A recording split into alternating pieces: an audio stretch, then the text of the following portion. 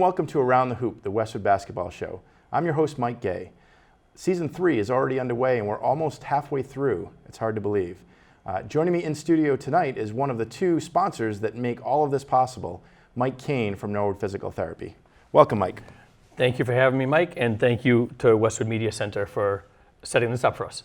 Yeah, so obviously, Mike, you and I go way back from coaching in Westwood basketball to me seeing you a little bit more than I want, and I'll get into that in a little bit. Yeah. But why don't you introduce everybody to Norwood Physical Therapy? Okay, so I own Norwood Physical Therapy.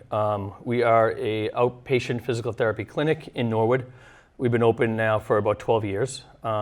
We treat a variety of sports and post-surgical injuries, variety of ages from young kids to older patients. We recently had a patient turn 100. I guess you could break up the patients that we see as how the day kind of goes. In the morning, we see a lot of the older Medicare patients. Around 2:30 or 3, we begin to see the kids coming in after school, the student athletes. And then we're open till 8 at night, so we do see the weekend warriors who come in after work during those hours. So we see the whole day kind of changes based on who's coming in different times. And I joke that I see you a little too often. I've been to Norwood Physical Therapy probably 5 different occasions, 5 different injuries, whether it be basketball related or just getting old and falling out of bed the wrong way. Today was a huge day for me. I graduated this latest injury, which was a meniscus tear and surgery. So I just wanted to give a quick shout out to Ashley, who was awesome, and all of your staff. It was a great experience, as it always has been, and I hope to at least give a year between this visit and my next visit. So. Well, athletes like yourself, Mike, tend to get injured more than the rest of us. But no, Ashley's great. So fortunate to have her working with us at Norwood PT. A collegiate athlete herself, now a real super physical therapist for Norwood PT. Oh, that's great. And the staff in general, again, I can't say enough good things about the staff. So you're in the business of putting people back together post-injury or, even if there isn't necessarily an acute injury, but just pain, et cetera. Right. This is the Westwood Basketball Show, and so we have all ages of basketball players. Again, we've got the youth, kindergarten, first, second grade, all the way up through high school. But then we've got the old guys and gals like myself that play on weekends, Friday nights, Monday nights. Any advice that you can give on prep to avoid that injury, or if you do end up having an injury, prep that would make it a little bit less severe? Sure. So I think you can look at it for the high school athletes, the high school team. These are pretty well-conditioned kids, and you'll see the way the coaches approach it with them. They warm up. These kids have 15-minute dynamic warm-ups for just a regular practice, probably 30-minute warm-ups for games. And these are kids who are already in shape to begin with. So when you take a look at somebody like ourselves, maybe weekend warrior type of people who play hoops one night a week, or sign up to coach Little League and they're going to go through a batting practice for 45 minutes and they haven't really done much. You can just get an idea for how important the warm-up part of that might be and easing your way into it might be. We see a ton of patients who hurt themselves because they don't warm up properly. Keeping the hamstrings stretched out, good postural awareness. It's not just the overuse injury, it's the office. We see just as many people who have neck, shoulder issues that are really related to sitting in front of a computer all day. The younger kids with the phones and their computers and their heavy backpacks, the forward head posture, the rounded shoulder posture, postural awareness, and knowing how to correct your posture, super important to injury prevention. That's great. Trying to think of the last time I actually warmed up, so that may be you may just have saved me another trip back. Well, you may be killing my business by doing. Okay, yeah. Stay healthy. Yeah, no, I very much appreciate it. So a little bit about the sponsorship. So again, Norwood Physical Therapy is one of our co-sponsors. Vanderbilt Club and Sue Young are the other co-sponsor. Talk a little bit about your ties to Westwood basketball. Okay, so I coached my kids when they were little, like a lot of dads and moms. Started coaching basketball through the WBA when they were in second grade. Back then, I think you might have been the president of the WBA, so that's kind of how I first met you. Great program, really well run. Coached second grade to eighth grade for both of my kids. Now, both of my kids play for the high school. My son's a freshman, my daughter's a senior, and I just can't express what a great experience it's been for both of them, both youth and high school level basketball.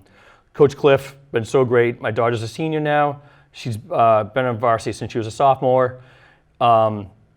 Such a happy team, just a real true sense of family with that team.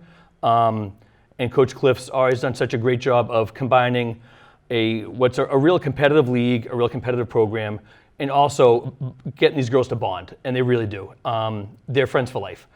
And my son's just getting started with his career as a freshman, and I'm sure it'll be just as great for him.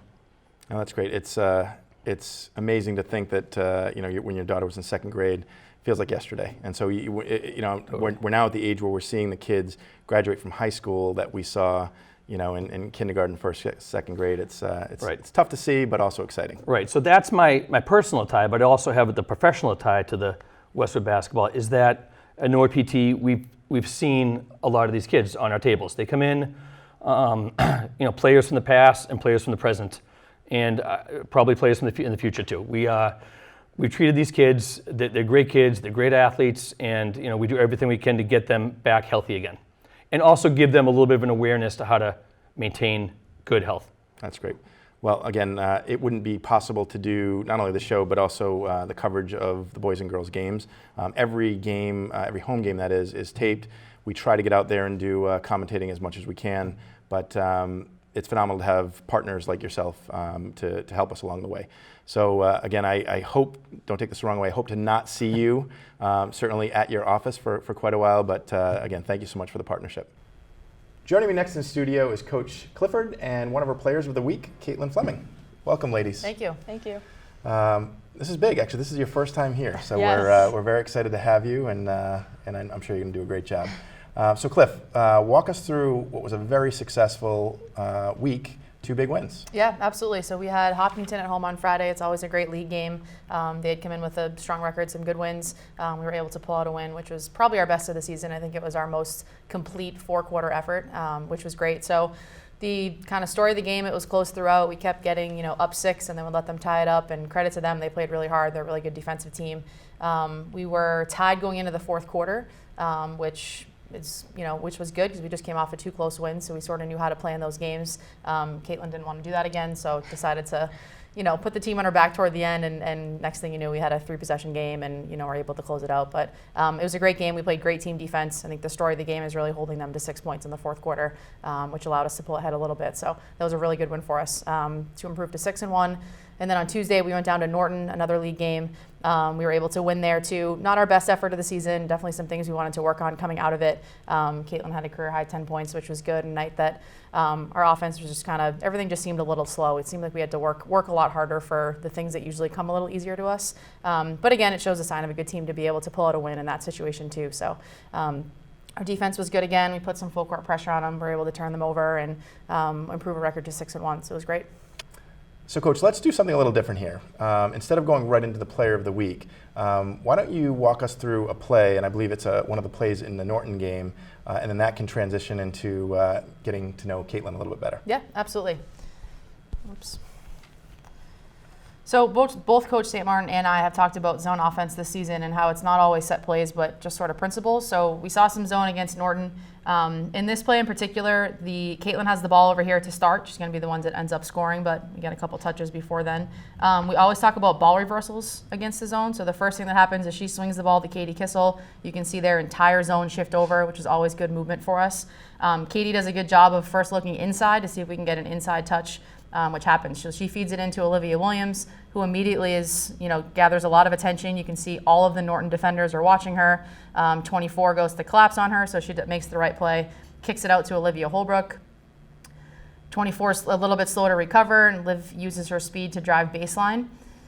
Now, on the baseline drive, we have Olivia Williams doing the perfect post slide, looking for that jumper in case she's not covered. Chloe Callahan's in the corner looking for that flood pass that we work on a lot in practice. And Olivia Holbrook does a great job surveying her options and actually sees Caitlin able to find a lane and sneak right in here. Liv delivers a nice bounce pass, and she gets to score it. So almost everybody touches the ball. It was good movement. It's just a really good example, and we can watch it in a live time. of just how to move the ball against the zone, and nothing too fancy, but everyone just making the right play, and it ends in an easy layup.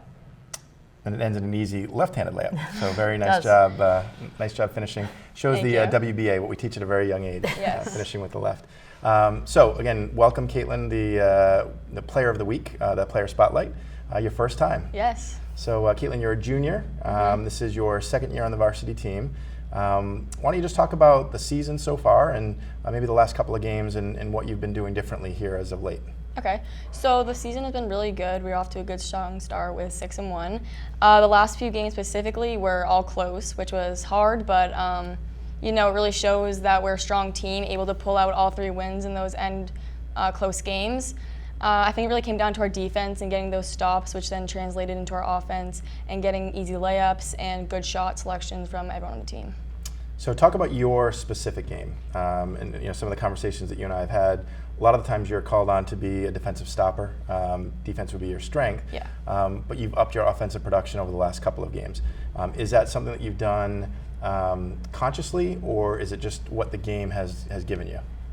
Maybe both, because I know now that Hattie's out, she was a main scorer, so everyone has to kind of contribute more. And I've always been more on the defensive end and not really the offensive end, but I'm more trying to help shoot more and take more layups to help the team. Oh, that's great. And as you look ahead, some very big games again in the near future. More of the same? Are you going to continue to kind of play with the same intensity, mentality, look for your offense as well as your defense? Yeah, I'm definitely going to try to do that. I mean, tonight is a huge game against Norwood, so they score a lot, so they have a lot of good scorers. And so we just need to help translate that, so I'm going to help shoot more and take more layups. That's great. Well, again, congratulations on being the Player Spotlight Player of the Week. Very well deserved, and I'm sure you're going to have a huge part of the team going forward. So, Cliff, why don't we look ahead as well? Sure. As Caitlin mentioned, a very, very big game tonight against Norwood. Yeah, huge game, Friday night home game. It's against one of our rivals. We had 2 great games with them last year, and just sort of like what high school sports are all about, so we're really looking forward to it. Norwood's also off to a 6-1 start. They're defending league champs and returned their whole roster, so they're going to be ready to go. We were able to beat them at home last night, so they're definitely going to be, last year, excuse me. So we're definitely going to be looking for revenge tonight, so it should be a good game. They have, again, just like Caitlin said, they're really talented. They can score the ball. They play really good defense, so I think we're ready for it. I was a little nervous coming out of Norton that we weren't climbing the ladder quickly enough, but we came back and had 2 really good practices this week, so hopefully we'll be ready to go. Big question: your family, are they going to show up in Westwood green or the Norwood yellow? One of my aunts actually commented on our Instagram post today and said, "I'm going to sit in the middle, but I will be wearing green." So that's great. The joke I usually make is that blue and gold do make green, so throw a little art in there and that works. Yeah, that's a nice way to put it all together. Yeah, thank you. So you have, again, a tough doubleheader today. So the girls will start at 5 o'clock. Yep. This show will probably be released right around that same time. And then the boys at 7 o'clock. So it's a huge opportunity for people to see both the boys and the girls team without any travel. And then later in the season, I believe on the 7th of February, you're going to both travel to Norwood. Exactly. I believe the boys will have the early game and Right. you'll have the late game. Right. So it's pretty exciting cross-town Yeah, rivalry it'll be here. fun. Absolutely. So let's look ahead to next week. What games do you have next week? Sure. So after Norwood, we travel to Holliston on Tuesday night, and then we'll host Dover Sherburne on Friday night. So 2 teams that the records aren't great, but they're doing good things. They have good players, and we're obviously one game at a time. I haven't started watching film and all that, but you see the scores and headlines and things like that. So there's no off nights in our league ever. So every game's a big game, and we just need to make sure we're ready for everybody. Any other kind of wrinkles from whether it be an offense, a defense, what you're expecting from any of those teams, either Norwood tonight or next week, that they're doing a little different than what you've seen? I don't think so. I think Norwood's just length and athleticism is going to be something we need to make sure we're ready for.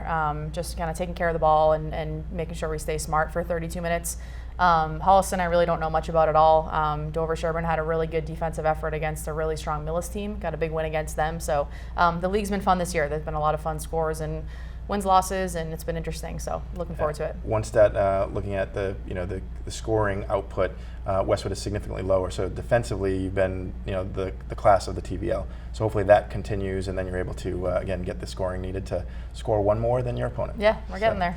Again, congrats on a great week. Thank you. Here's to having a great week ahead, starting tonight in Norwood. Sounds good. Thanks. Thank you. Thank you.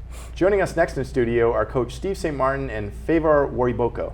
Welcome, gentlemen. Thank you, Mike. So, Coach, you've had a pretty busy last week, Yeah. 3 games. Why don't you walk us through Sure. that action? Sure. Last time we were here, we talked about the game leading into Hopkinton on Friday. We went there. We were not our best at all, and they played very well, and they were able to beat us in overtime. We kept fighting, but we just didn't execute the things we needed to do. I think we went back to the drawing board on Saturday's practice and really worked hard and prepared ourselves with the practice and the lifting, and watched some film on Bellingham, who we played Sunday night. And came out and played the games that we were supposed to be playing, and we ended up winning that one. And then Tuesday we had Norton come to town, and a very tough Norton team, well coached.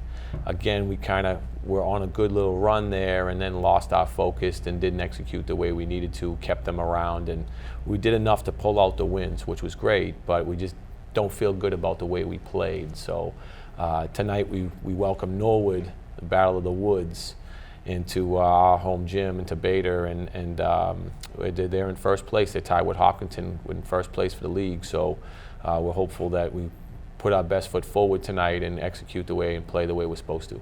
Got it. So, talk about the Hopkinton game. Sure. Some of the things you said that you didn't execute well. Mhm. Was it in general? Was it defensively? Was it offensively? What were the breakdowns? All of it. Okay.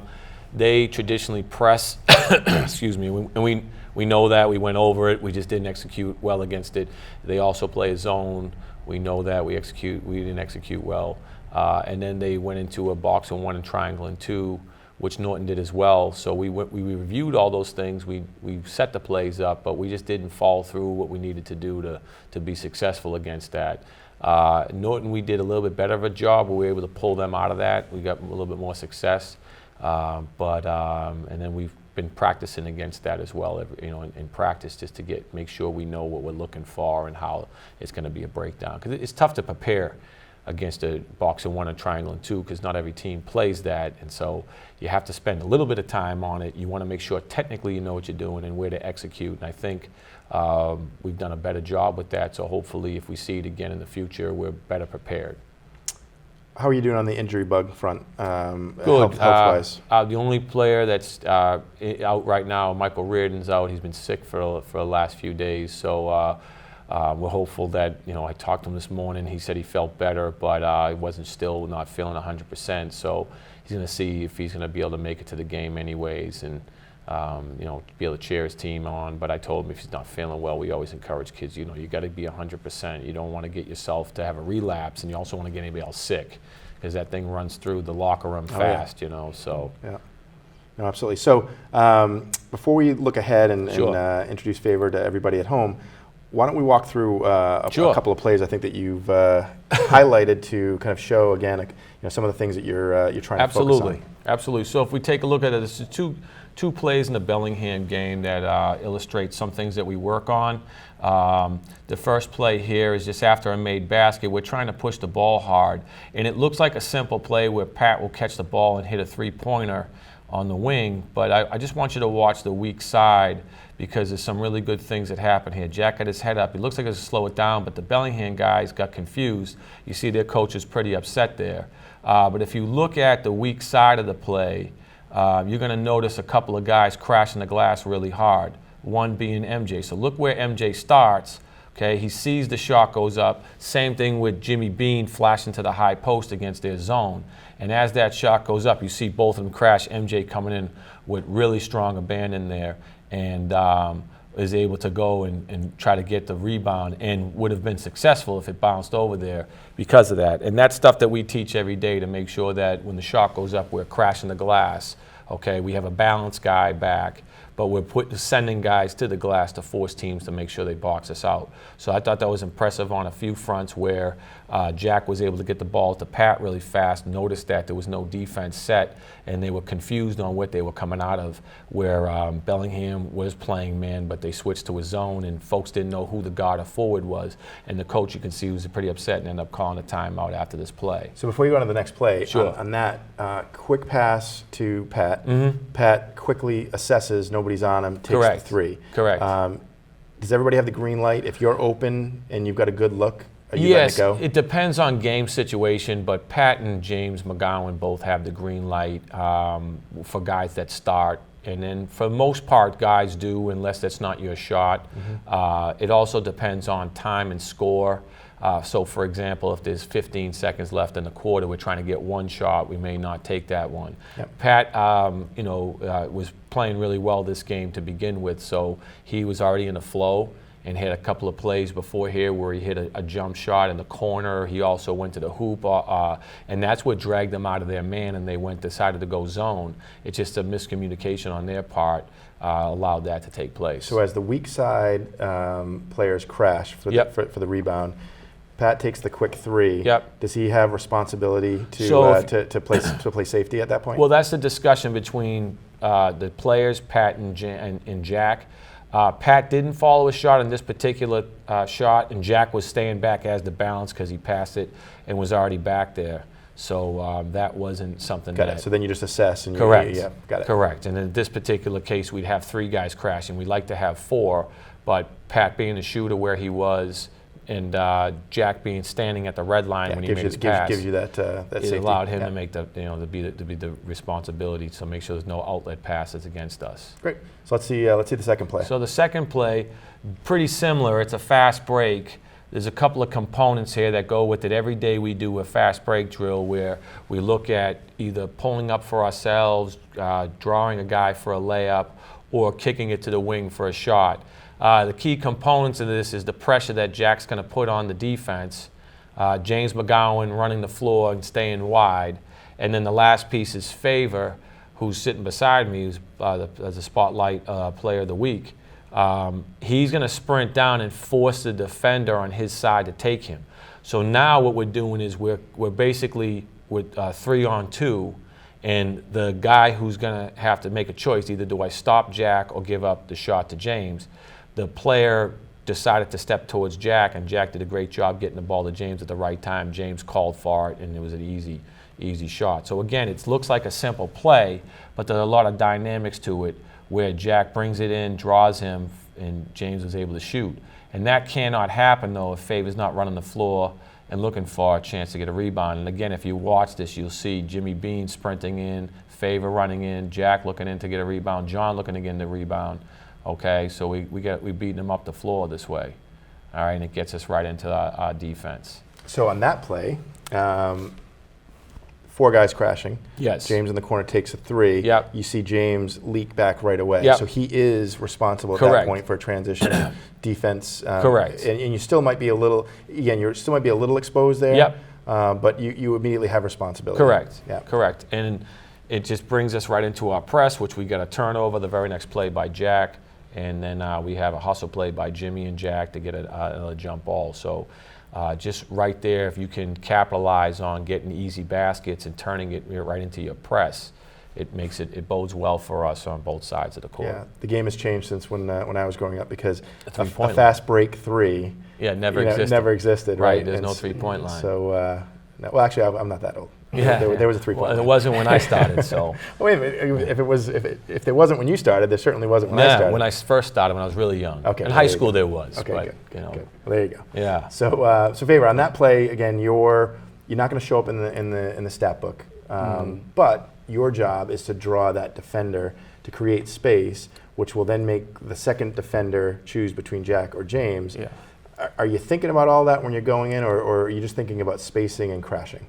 I mean, I'm definitely thinking about that. We practice, and in practice a lot, we're told to make sure you know that you have to sprint all the way through to get the board or to help another person get open, because that just spaces out the court and provides more opportunities for your other teammates to score. Yeah, oh, that's great. So again, welcome back to Westwood Media Center. I'm not sure if this is the first player spotlight or if this is your second. I know you've been here a couple of times. Last year he was, yeah. Okay, so there you go. So second time, repeat. So talk about your game. Talk about the season. You had a little bit of a break there. Unfortunately had to travel overseas. Yeah. But came back, and since you've been back, what have you been trying to do out there on the court? Well, since I've been back, I've just been basically trying to get into more hustle plays, because primarily when I came back, I felt like I wasn't in proper basketball form yet, where I couldn't handle the ball the same way I was prior to traveling. But I just wanted to make sure that, like, if there was anything I could do, hustling, just like getting boards, doing that type of stuff, I would be able to do it and just provide for my team. And then once I started to get back into shape, in basketball shape, I just wanted to just provide scoring opportunities for me and my other teammates to score as well. Yeah, that's great. So you came back at the Foxborough game. I think it was the first game back. Yeah, last down quarter. Down the stretch. Some huge contributions. Again, that athletic ability and your tenacity and what you were able to add, not necessarily on the score, again in the scorebook, but just a lot of other things, intangibles that carried over. Again, a tough game in Hopkinton, but then you've had a couple of great games in Bellingham and this last one against Norton. And to his credit, we against Norton and Bellingham, but definitely against Norton, what we did to get them out of their man is we ran a set that gets Favor the ball in a good location for him to score. And we ran it a couple of times where they had to call a timeout, make an adjustment, then we made an adjustment. So again, it's that chess match. And then eventually they had to stop playing man because of that. So it's one of those things that when you have pieces in play and guys can execute, it provides a lot more opportunity for a lot of players. Yeah. Otherwise, every team in the league will go with a box and one or a triangle and two. Correct. Yeah. And then then you'll be smothered, right? Correct. Yeah. So, and with that, are you trying to drive to the hoop? Are you looking Definitely. for a 10-foot jumper? What's your ideal kind of result? Definitely. Right now, I'm just trying to drive to the hoop, give myself more opportunities, because I don't want to have to always rely on James or Pat to have to score all the points for our team. So, recently I've been trying to look for more my shot more closer to the basket or just driving in, so that teams won't have to just not play me and they'll actually see me as a threat. Oh, that's great.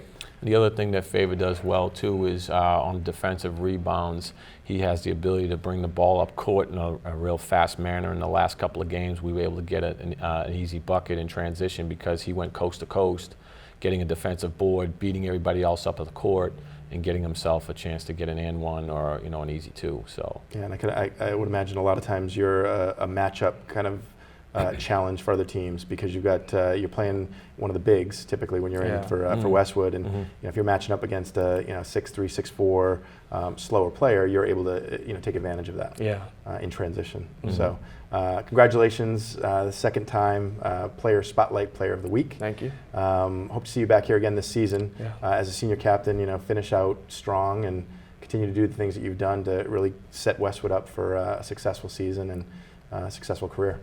Thank you. So congrats. Before we wrap the show, I wanted to take a quick moment to recognize a loss to the Westwood basketball community. Last Friday, the old guys, not me this time because I was recovering from the knee injury, but we play at Westwood High School, and unfortunately we had a great friend pass in Steve Bonkowski. So this is the Westwood Basketball Show. I thought it would be fitting to give a shout out to Steve. He is up in the sky, getting ready for Friday night pickup. So here's Steve in a couple of the photos. He was a great friend to many of us. Played Westwood basketball, men's league, Friday night, Monday night for over 30 years. Coached in the WBA. So you will be very missed, Steve, by Donna and your family and all of us in the Westwood community. Want to thank everybody from Westwood Media Center for another great show, I hope. Erica Adams is producing this show and all of the basketball programming. Connor Lynch does all of government program, but also helps out from time to time here with the basketball programming, and Melinda Garfield as executive director. Shout out to Mike Kane, who joined us in studio today, one of the two co-sponsors. Norwood Physical Therapy, again, thank you, as well as our other co-sponsor, Vanderbilt Club and Sue Young. For everybody who joined us in studio and for all of the staff, again, thank you. Again, shout out to Steve. Hope you get the last basket in the sky tonight. That's all from Westwood Media Center.